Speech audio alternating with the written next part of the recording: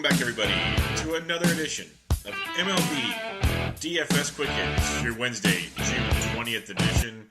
We got a 7-game early and a 7-game late slate. The early I'll just break down real quick, because by the time you guys get this, it'll be starting in about an hour to 2 hours. So, yeah, we're not going to go too deep into that. Your totals on your action for today, you got Tigers, Reds, 8.5, Braves, Blue Jays, 8.5, Cardinals, Phillies, 8.5, White Sox, Indians, 7.5, Dodgers, Cubs, waiting on the Wrigley weather, A's, Padres, 8, Giants, Marlins, 7.5, so a lot of good pitching, or the better pitching on this overall slate early on.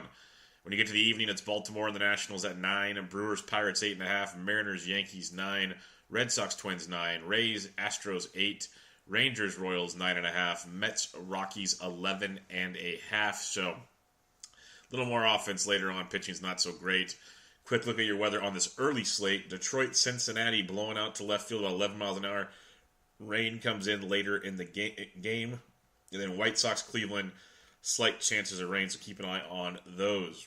When we talk about your early slate of action, Corey Kluber leads the way on the mound at $12,600 in a phenomenal matchup against the Chicago White Sox. We picked on the White Sox early and often. Clevenger was filthy last night, Bauer the night before. Kluber's in a phenomenal spot yet again. If you're paying up for Kluber. There's no questions asked. You move on from there. There's a game in Chicago between the Dodgers and the Cubs. Stripling, Lester, interesting matchup. Righties can hit Lester really good if the Dodgers put the right lineup out with Kemp and Kiki and Turner and Grandal. And you go down the list. There's Puig. There's more. They have Forsythe. There could be a tough matchup for Lester. He's been really, really good this year. Low 2 ERA. So if you want to go that direction, GPP-wise, I can get behind it, but it's a very risky play. And Ross Stripling, $9,700, you're getting a discount from the normal $10,000, $11,000 he's been of late. He's been outstanding. It's not easy facing the Cubs, so if you want to be a GPP contrarian play, Stripling is a good play for you there, but otherwise, there are other options to look at. When you go down a little farther, I just want to bring up Joey Lucchesi is making his return from the disabled list. He's $8,100. He had a rehab start where he threw, I think, about 45 pitches his last time out there, so be very careful with that. He still might go 70, 75, but at that price tag, less than ideal. So keep an eye on Lucchesi going forward.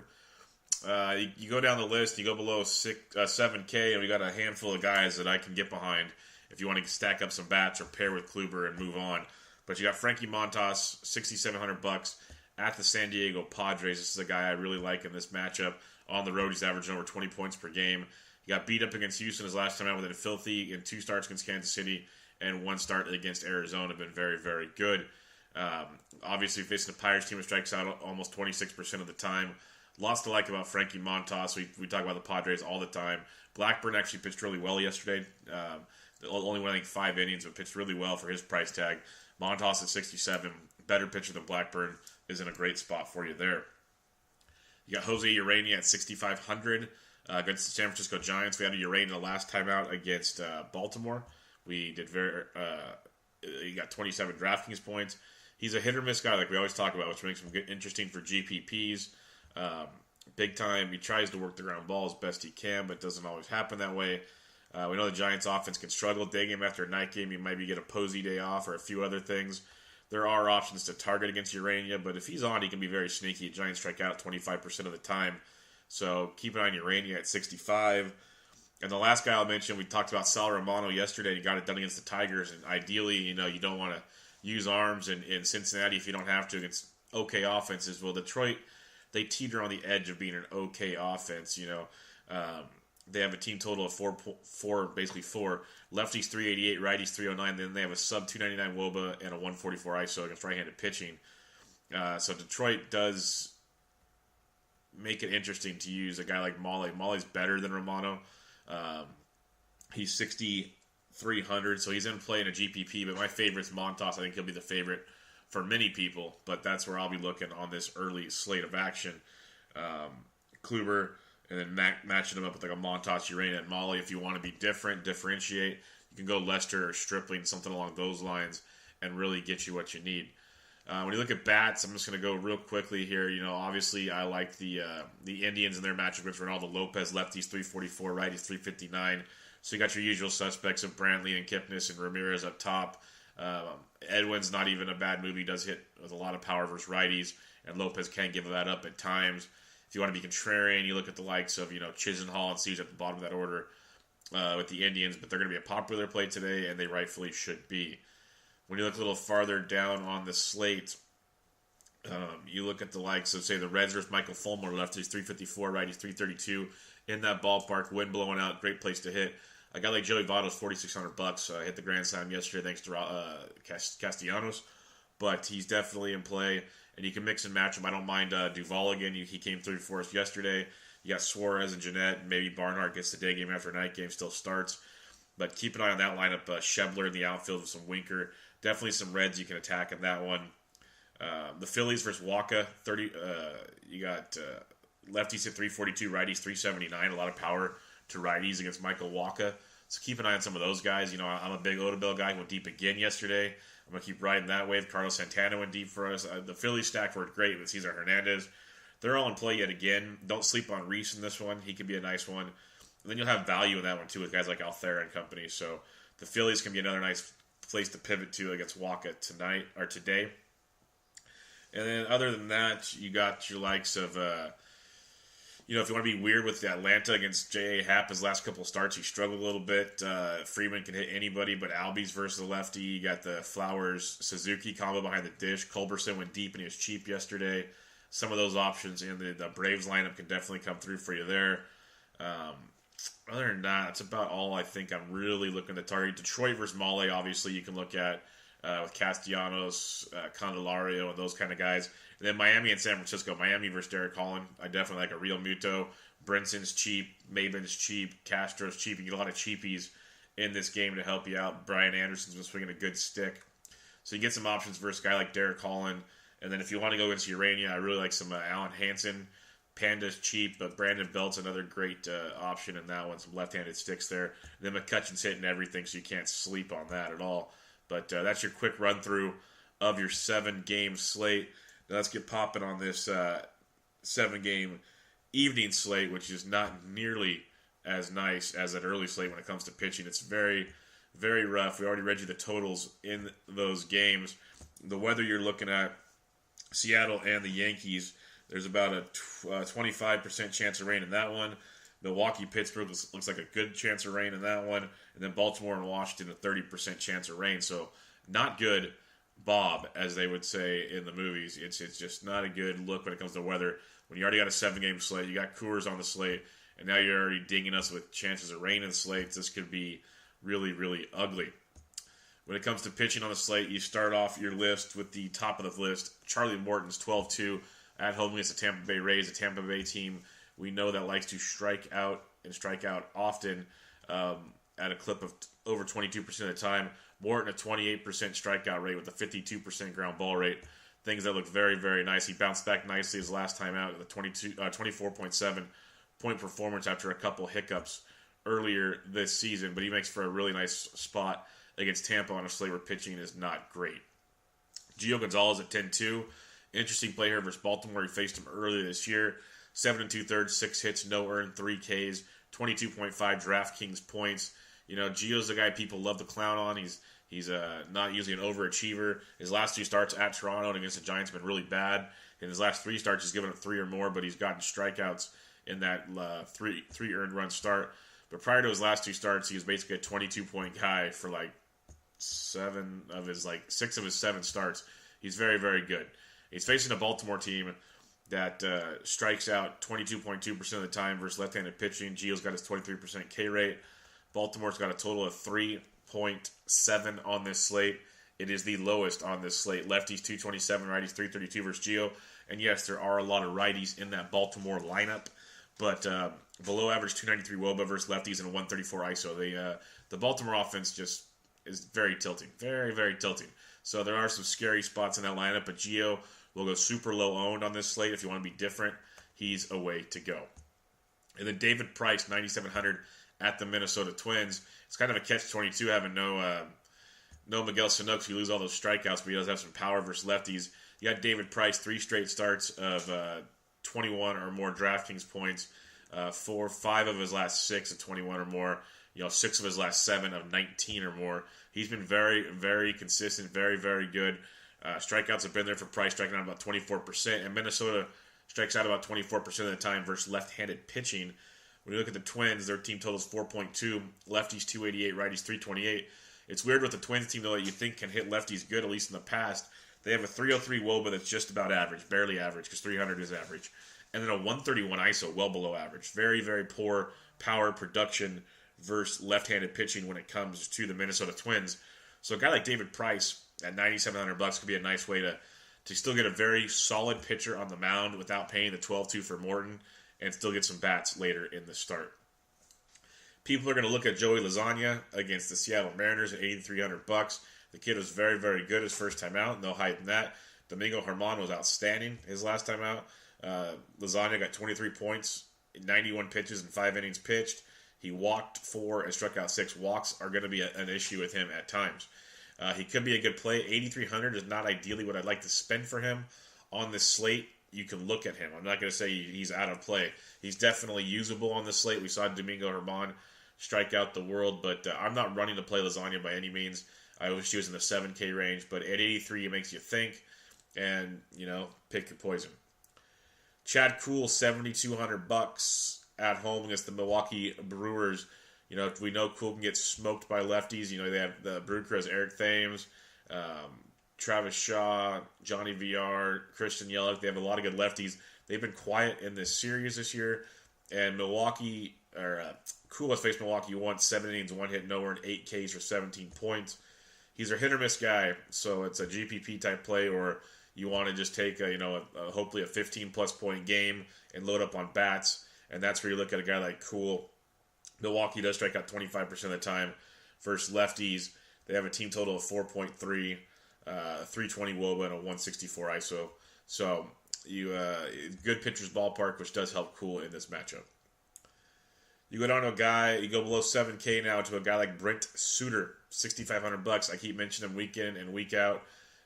He's not flashy at all, but 19, 16-3, 16-3, 18-3, 21-2, 23-2. Had a hiccup at Colorado, big deal. Then 16-9. He's been outstanding for over a month now. Really, really good at $6,500. He's not overpowering. He throws a ton of fastballs, so there's going to be a blow-up start coming eventually somewhere. Maybe it's tonight. But when you look at the big-time stats, Pittsburgh strikes out 20% of the time. Nothing flashy, but nothing horrible. They have a team total of 4.2.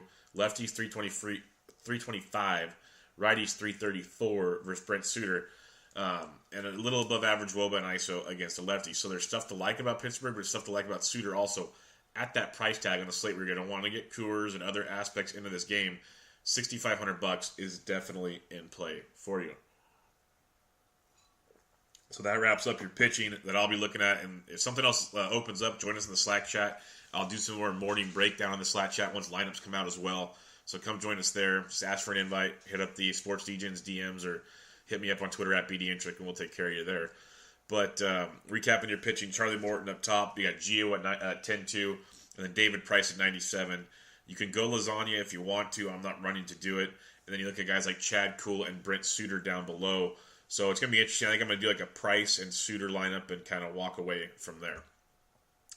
Let's head to the bats on this slate. At the catcher's position, you got Evan Gattis who's crushing everything. He's 4,300 versus a guy like Eovaldi, which I don't hate. And then you got Gary Sanchez versus King Felix at 4K. It's very, very interesting to say the least. But then you slide down a little farther. If you are fading Suter, a guy like Francisco Cervelli at 38 is a good play there. He does hit lefties really well. But I'm looking at guys like Salvi Perez against Austin's Bibbins Dirks at 3,700. The Royals become a very attractive play on a slate like this against a Bibbins Dirks who's not very good at baseball. Royals have a 4.9 total. Lefties 376, righties 384 versus Bibbins Dirks. And I'll be honest. I know you guys are probably going, Bubba, why do you keep recommending the Royals and the Tigers? I mean, the Rangers. Like, guys, it's baseball. These guys are just shitting the bed on us here. These are phenomenal matchups in a phenomenal hitting environment not named Coors Field. That's how you win GPPs. When one of those things pops off, you go for it. Like the Phillies went off yesterday. The Braves actually won people GPPs last night. Not the Rockies, not the Mets, the Braves. So when you get those ones that pop off, you got to be different on a Coors slate. And you go back to the Royals, well, they're not sexy by any means, but a guy like Salvi is definitely in play. And something to mention when you're looking at the Royals tonight, Kiner Falefa of the Rangers is making his first ever start at catcher. Maybe the kid is somewhere good and he's been amazing, and I have no idea. But you're going to have to expect guys running. Whit Merrifield likes to run. Adalberto Mondesi is going to be a cheapie we'll talk about. He'll be able to run. Maybe Apollo Orlando cracks the lineup again. So if you're looking for interesting angles, especially value in the Royals lineup, guys that can steal against the Rangers will be someone to definitely take a look at. But back to your catchers, after a guy like Salvi Perez, you got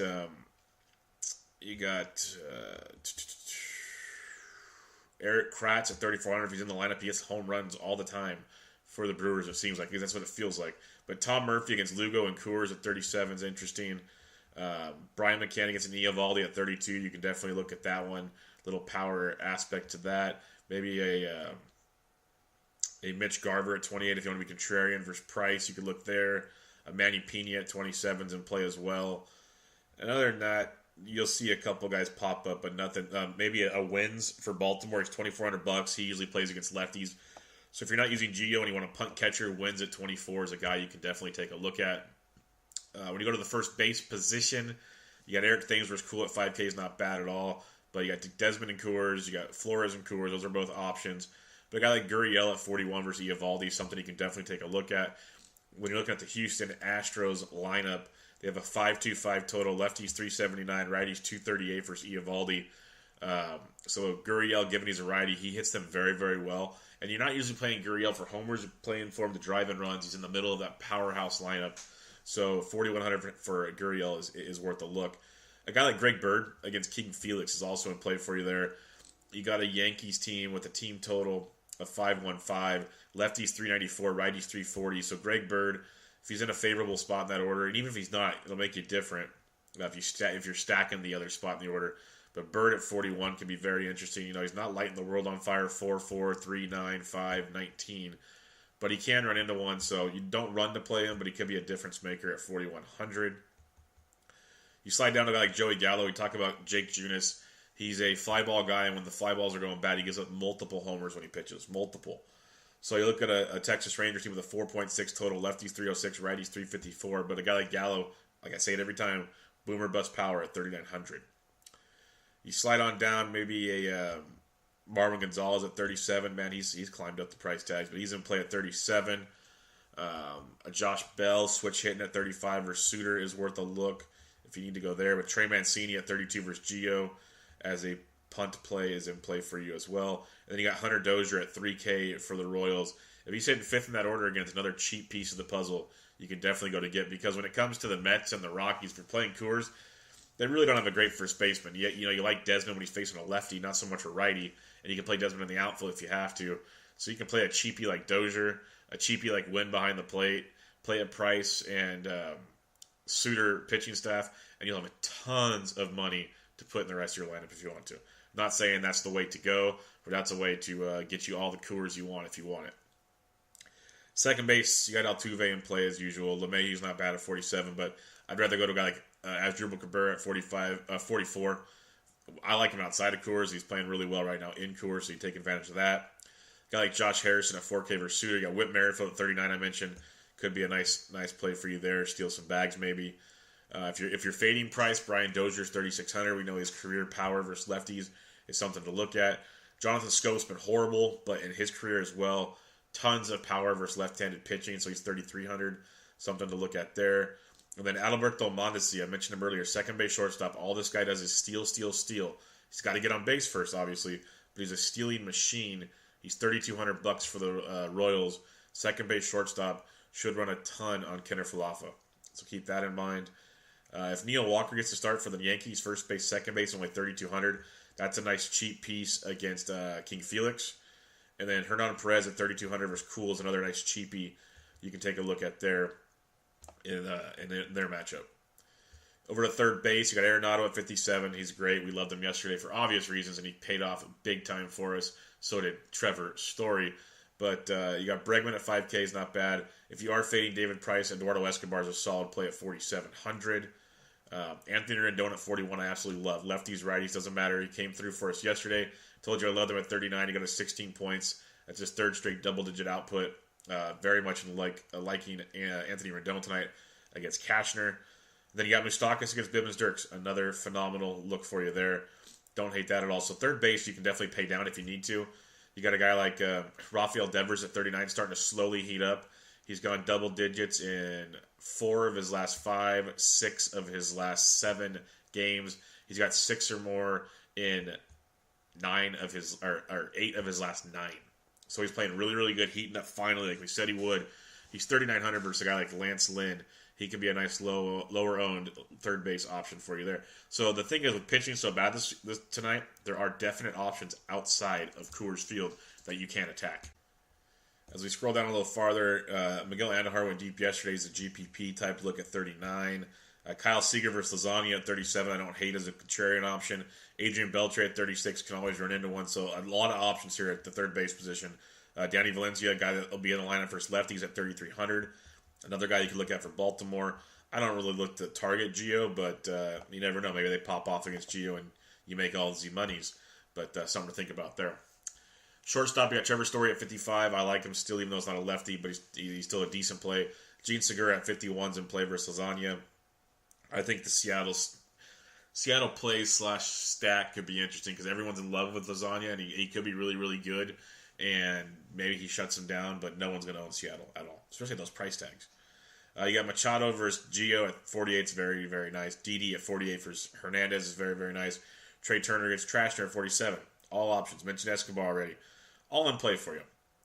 You slide down, you got Jerkson Profar cooling down a little bit after that hot start, but he's 4K versus Junis. Not horrible. Up top, 4K and above is loaded, as you'd expect. You got Ahmed Rosario and Coors at 35. I like to go there, and even Jose Reyes at 34. I don't really like Jose Reyes a ton, but he's super cheap if you need to go that direction. I'd rather play Rosario if you're going to play one of those two, if either of them. And then again, Alberto Mondesi at 3,200 is in play for you. When you really go down, Adrianza at 31 is a punt versus Price is another option. But if you're going to go cheap at short, go Mondesi. That's where I'd go. When you head to the outfield, you got Betts, of course, versus Lynn. He's definitely in play. Blackman versus Lugo at 58 is not bad at all. Bryce Harper at 54 I can get behind. JD Martinez. Eddie Rosario actually gets lefties with some pop at 52, so he's an interesting option for you there. But I love Brandon Nimmo at 5,000. Still too cheap. Or Nimmo. I'm going to keep calling him Nemo. I don't care. But Nimmo at 5,000. Benintendi's not horrible at 5K. You got the Bash brothers and Stanton and Judge. So the obvious one's up top at 5, but Nimmo at 5K and Coors is outstanding. Conforto at 48. Choose up to 4,900 and he's earned it. He keeps getting it done, so don't sleep on him. Super low owned. Juan Soto's only 46 versus Cashner. He's in play for you in that matchup. Cargo's only 45 versus Lugo. He's definitely a guy to give a good look at as well. When you slide down more, a Starling Marte at 43. If you're not using Suter, you can do that one. Mazzara at 42 versus Junis is a very nice play as well. He got us 9 points last night. He came up with a lot of chances. He's hitting in the middle of that. He's hitting cleanup right now for Texas, so that's a good one to look at there. Gerardo Parra is only 4K in Coors against Lugo. Aaron Hicks, told you I loved him versus lefty last night. He's 4K versus Hernandez. He went deep last night. So keep an eye on Hicks. He's swinging it well. 9.5 points on average his last 10. 3 straight 17 or more point games. Really swinging a good stick, and King Felix is not very good at baseball. He's pretty washed, folks. So as you can tell, lots of options outside of Coors. Whit Merrifield at 39, talked about him. You got Gallo at 39 we like as well. Lionel DeShields at 38 could be an interesting play. He's been playing well. It sucks he's batting 9th. But another 9 points last night. He's averaging 10 points on his last 10. 9, 8, 25, 12, 7, 2, 4, 9, 6, 7. So he's been very, very good at his price tag of $3,800. A little farther down we look. You got the likes of Marvin Gonzalez. Talked about him briefly earlier. Ben Gamble at 35 could be a cheapie in that Seattle lineup, especially if they mix it up every now and then. They put him towards the top when guys get days off, so that can make him much more intriguing. You got a guy like J.J. Redick, or not J.J. Redick, that's basketball. Josh Reddick at 3,400 is a guy you can look at. Adam Jones at 34 does hit lefties well, facing off with Gio if you're kind of punting down below there. I mentioned Trey Mancini earlier at 32. Max Kepler actually has decent numbers versus lefties also at $3,200. So if you are fading Price, you got some twins that could help you out there Indeed, but I like Price. He's going to have a blow-up from time to time, but he's in a good spot. Alex Gordon, 31 versus Bibbins Dirks, another punt in the Kansas City game you can look at. Kevin Kiermaier's back. He's only $3K. I'm not looking to target Morton, but Kiermaier's a cheapie that can steal some bags if you want to run that way. Other than that, like Robbie Grossman, $2,800 versus lefties, a guy we like to target. Sean Rodriguez, outfield shortstop eligible for Pittsburgh. He's $2,800, another guy we like to use for lefties. So a couple cheapies you can definitely target when you're looking at those ones. So recapping your pitching real quick on the late slate. You got Morton, Gio, and Price up top. And then down below you got Cool and Suter. You can go lasagna in the middle if you want to, but there's really not a ton to go run and really, really like. Let's talk about your BVP on this full day of action. You got Teoscar Hernandez, 2 for 3 with 2 homers, career. It's Anibal Sanchez, small sample, but it works. Kendrys Morales, 10 for 31, 2 doubles and a homer. Nick Markakis, 5 for 16, 2 doubles against J.A. Happ. Miguel Franco, 4 for 12, 2 doubles. Odubel Herrera, 4 for 13, 2 doubles against Michael Waka. Tommy Pham, 5 for 11, 2 doubles and a homer versus Jake Arrieta. St. Louis against Arrieta could be interesting as well today. Something to kind of keep an eye on, see how that lineup pans out. Jose Abreu, 16 for 47, 3 doubles and 5 home runs against Corey Kluber. He's had some ownership on the Klubot. Kiki Hernandez, 4 for 14 of the triple and 2 homers versus Lester. Bellinger and Kemp have both taken Lester deep. You got the Miami-San Francisco game. I do like Alan Hansen. He's 1 for 1 with a triple. But McCutchen, 4 for 8. Someone you can definitely take a look at in their matchup for you there. As we slide on down in this matchup, again, McCutchen, 4 for 8. Starling Castro, 4 for 9, 2 doubles and a homer versus Derek Holland. Brett Gardner, 13 for 36, 2 doubles and a homer versus King Felix. Giancarlo and Neil Walker have also taken him deep. You got Trey Turner, 2 for 5 with a triple in their matchup versus Andrew Kashner. Daniel Murphy, 6 for 12 with a double and a homer. Anthony Rendon, 5 for 12 with a homer. Bryce Harper, 5 for 11. Reynolds has taken him deep as well. Against Gio, Caleb Joseph, 4 for 7. Danny Valencia, 5 for 12 with a double. Mancini, Ricard, Trumbo, and Jones have all taken Gio Gonzalez deep. The farther down you go, you got Orlando Arcia, 5 for 12 with a double. Travis Shaw, 3 for 9, 2 doubles versus Cool, but no one's taken him deep from the Brew Crew, which is very, very interesting. When it comes to the Twins versus David Price, Dozier's only hitting 222, 8 for 36, but 3 doubles and 2 homers, so he gets the extra base hits when he gets it done. Josh Reddick, 5 for 11 versus Nate Eovaldi. Evan Gattis, 6 for 20 with a homer versus Eovaldi. Carlos Gomez, 6 for 16 with a homer versus Charlie Morton. Wilson Ramos, 5 for 13 against Charlie Morton. And that'll about do it on your quick hits on this slate. So it's an interesting one. 7-game early, definitely more pitching.